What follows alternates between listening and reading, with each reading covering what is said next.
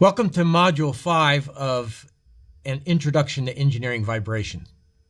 Today's learning outcome is to develop equivalent spring constants for axial and torsionally loaded members of real-world engineering structures. So this is a review. We've done a linear spring and a torsional spring. We see in the linear spring F equals K delta. In the torsional spring, the applied moment equals the torsional spring constant times the angular displacement theta. And so let's begin with the linear spring. And let's look at an axially centric loaded prismatic beam. And so here is the model. And I want to give you a real-world example of what this might represent. This is a demonstration of a axially loaded member. And so this is in reality a spring, but this could represent a steel bar. A steel bar acts the same way, although it's much stiffer than this spring. When you add an axial load to it, it deflects. Okay, so now you can see that this model can be a model of a spring deflecting in the axial direction. And we actually developed what that deflection was in one of my earlier courses in mechanics of materials. And we found that delta equals PL over AE.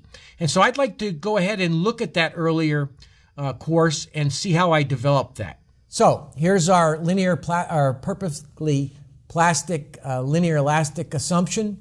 And so we have a bar that's under axial centric loading. We know that if I do a transverse cut that the normal force will be equal to the external force being applied.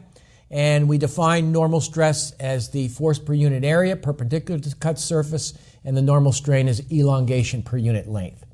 And so we're going to deal with prismatic bars, which are straight longitudinal axis, and they have the same cross section throughout their length. And so we know Hooke's law, which is the stress is equal to Young's modulus, or the modulus of elasticity times the strain. If I substitute in the stress and change from P to N, since they're equal for the transverse cut, substitute in for strain, I see that I can now develop a relationship for how far the bar extends or deforms. And that's delta, and we'll be using it as we solve problems coming up. Okay, so we have this relationship between the deflection of the beam, the steel beam or some sort of a beam in the axial direction. It's equal to the force being applied, P, over the length of the beam divided by the area moment of inertia times Young's modulus, or the modulus of elasticity. Now you'll note that unfortunately, the notation for this Mechanics of Materials course and the book for that was slightly different than what we have for our linear spring. And so in this case, instead of P in our linear spring in this course, it's a force F. And so we have F equals AE over L delta. And I can compare that to the linear spring F equals K delta. And I find out that K equivalent equals AE over L. So that's the spring constant for an axially loaded beam. The area moment of inertia times Young's modulus, or the modulus of elasticity, over the length of the beam. And obviously, that spring that I showed modeling this would not stretch as much as the steel beam itself, but this is a good representation. Okay, the next example is for a torsional spring. And so we'll look at real-world torsional members. And so let's first look at this example. This is a demonstration of a torsionally loaded member. So again, it could be a steel torsionally loaded member or maybe some other material. But when I put a torque or a moment on it, you can see that it twists with some angular twist, or in this course, what we call the angular displacement.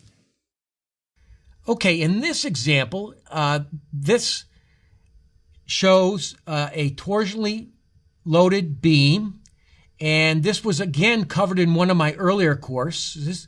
And we found out that the angle of twist that's annotated on the diagram is equal to the torque times the length of the torsional member divided by G times J, the polar moment of inertia.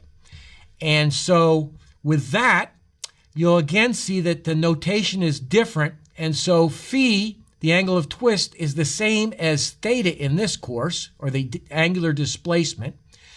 T, torque, is the same as moment. In these courses, in my courses, they're exactly the same. And so we come up with M equals GJ over L theta.